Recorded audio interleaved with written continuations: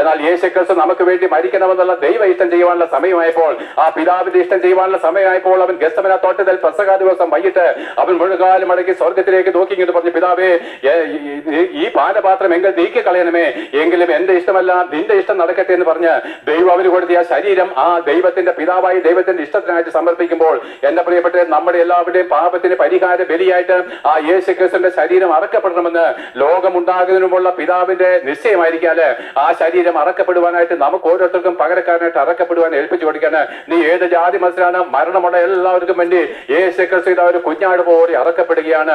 ആ യേശുക്രിസ്തു ഇതാ തന്റെ ശരീരത്തെ ഏൽപ്പിച്ചു കൊടുക്കുമ്പോഴേ അവന്റെ 12-ാമനായിരിക്കുന്ന ശിഷ്യനായിരിക്കുന്ന യൂദാ ഇസ്കര്യോത്താവ് 30 വെള്ളിക്കാശിന് പുരോഹിതന്മാരുടെ കരങ്ങളിൽ 30 വെള്ളിക്കാശിന് യേശുക്രിസ്തുവിന് ഒറ്റുകൊടുത്തവന് വാളും വടിയും തീവട്ടി പന്തങ്ങളുമായിട്ട് പുരോഹിതന്മാരുടെ ചേകവരെയും റോമൻ പടയാളികളെ ചേർത്ത് ആ ഗെത്സമന തോട്ടത്തിലേക്ക് പ്രവേശിച്ച പെസഹ ദിവസം രാത്രിയിൽ അവനെ അറസ്റ്റ് ചെയ്ത് രാത്രികാലം മഹാപുരോഹിതനായിരിക്കുന്ന കയ്യപ്പാവിന്റെ മുമ്പിൽ നിർത്തുന്നു.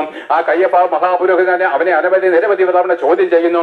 അവനിൽ ഒരു കുറ്റവുമില്ലെന്ന് അവർക്കറിയാം, എങ്കിലും ന്യായപ്രമാണ പ്രകാരം അവനിൽ എന്തെങ്കിലും കിട്ടുമെന്നറിയാന് അവസാന പുരോഹിതൻ ചോദിച്ചു, നീ ജീവനുള്ള ദൈവത്തിന്റെ പുത്രനായിരിക്കുന്ന ക്രിസ്തുവോ? അതിനവൻ ഉത്തരം പറഞ്ഞു, അതേ ഞാനാകുന്നു. മനുഷ്യപുത്രൻ ദൈവത്തിന്റെ വലത്തുഭാഗത്തിരിക്കുന്നതും ആകാശമേഘങ്ങളെ വാഹനമാക്കി വരുന്നതും കാണുമെന്ന് പറഞ്ഞപ്പോൾ, ഏക സത്യ ദൈവമേ ഉള്ളൂ എന്നറിയുന്ന യഹൂദന്മാർക്ക് ഇവൻ തന്നെത്താൻ ദൈവപുത്രൻ അറിയിച്ചത് വഴി ദൈവത്തിൽ സമനാണെന്ന് അവർക്ക് ബോധ്യപ്പെട്ടത് വഴി അവനെ ക്രൂശിക്കുക എന്ന് നിലവിളിച്ചുകൊണ്ട് അതിനുള്ള അധികാരമുള്ള റോമൻ കൈസറുടെ നാട് വഴിയായിരുന്ന പീലാത്തോസിന്റെ മുമ്പിൽ നിർത്തുകയും ആ പീലാത്തോസ് അവനെ നിരവധിയായി മാറി വിസ്തരിച്ചിട്ടും അവൻ ഒരു കുറ്റവും കണ്ടെത്താൻ വിട്ടയപ്പാൻ ആശിച്ചു. ജാതീയനായിരിക്കുന്ന റോമക്കാരനായിരിക്കുന്ന പീലാത്തോസ് പോലും യേശുക്രിസ്തുവിന്റെ മുമ്പിൽ ഭയന്നു പോയി. എന്നാൽ അവനെ സ്വതന്ത്രനാക്കാൻ ആശിച്ചെങ്കിലും ക്രൂരന്മാരായിരിക്കുന്ന യഹൂദന്മാർ, പ്രിയപ്പെട്ട ഭൂമിയിലെ എല്ലാ മനുഷ്യരുടെയും ഒന്നാമത്തെ ശത്രു യഹൂദന്മാരാണ്. അതെന്താണ്? അവരാണ് യേശുക്രിസ്തുവിനെ കൊന്നവര്, പ്രവാചകന്മാരെ കൊന്നവര്, സുവിശേഷം മറ്റുള്ളവരോട് പറയുന്നത് എതിർക്കുന്നവര്, സകല ജാതികൾക്കും അവർ ശത്രുവായിട്ട് അന്നും ഇന്നും ജീവിക്കുന്നു.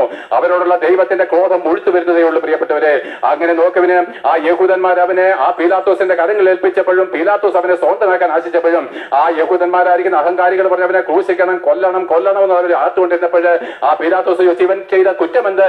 അവൻ കുറ്റമൊന്നും ചെയ്തിട്ടില്ലെന്നല്ല അവർക്കറിയാവുന്നതുകൊണ്ട് പറഞ്ഞു, കുറ്റം പറയാനില്ലാത്തതുകൊണ്ട് പറഞ്ഞു അവനെ ക്രൂശിക്കുക എന്ന് ആർത്തുകൊണ്ടിരുന്നു.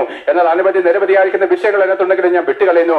അവസാനം പീലാത്തോസ് പറഞ്ഞു, ഇവനൊരു കുറ്റവും ചെയ്തിട്ടില്ല, ഇവനെ ഞങ്ങൾ ചാട്ടവാറ് കൊണ്ട് അടിച്ച് ഇവനെ സ്വന്തനാക്കുമെന്ന് പറഞ്ഞപ്പോഴേ ആ ജനങ്ങൾ പറഞ്ഞു, അങ്ങനെയാണെങ്കിൽ നീ കൈസറിന്റെ ദാസനായിരിക്കില്ല എന്ന് പറഞ്ഞപ്പോൾ ഈ പീലാത്തോസ് ഭയന്നു പോയി. കൈസറിന്റെ മുമ്പിൽ എന്താണ് അവൻ വിറച്ചുപോയി. അപ്പോഴാണ് കൈസറിനെ ഈ യഹൂദന്മാരെയും പ്രീതിപ്പെടുത്തുവാൻ വേണ്ടി അവസാനം അല്പം വെള്ളം എടുത്ത് കൈ കീഴിട്ട് ആ ക്രൂരനായിരിക്കുന്ന ആ ഭരണാധികാരി പറഞ്ഞു, ഇതാ നിങ്ങളുടെ രാജാവായിരിക്കുന്ന യേശു, നിങ്ങൾ തന്നെ ക്രൂശിച്ചു കൊള്ളുമെന്ന് പറഞ്ഞുകൊണ്ട് കൈ കഴുകി, ആ നീതിമാന്റെ രക്തത്തിൽ എനിക്ക് കുറ്റമില്ല,